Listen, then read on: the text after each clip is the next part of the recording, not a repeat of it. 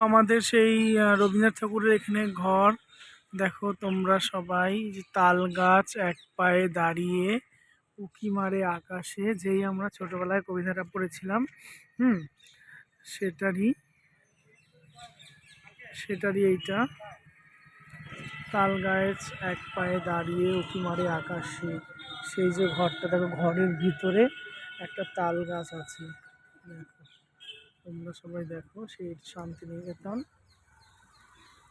আর ওই পাশে একটা দেখছো কাছের ঘর, এটা হচ্ছে উপাসনা ঘর।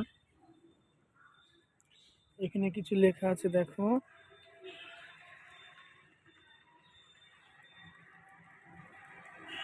একটা তাল গাছকে কেন্দ্র করে তৈরি খড়ের চাল গোলাকার এই মাটির বাড়িতে থাকতেন ব্রহ্মচার্যাশ্রমের শিক্ষক তেজশ্চন্দ্র সেন। রবীন্দ্রনাথের বনবাণী কাব্যের কুটিরবাসী কবিতাটি এই বাড়ি এবং তেজশ্চন্দ্র সেনের স্মৃতি বহন করেছে।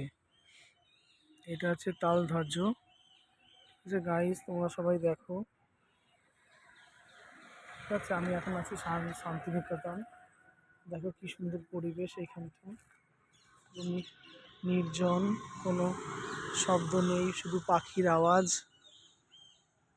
তোমাদের এই পরিবেশ খুব ভালো লাগবে। সকলে এখন আসতে পারো তোমরা সব শান্তিনিকেতনে। কি সুন্দর পরিবেশ, যেটা আমাদের শহর থেকে সম্পূর্ণ আলাদা।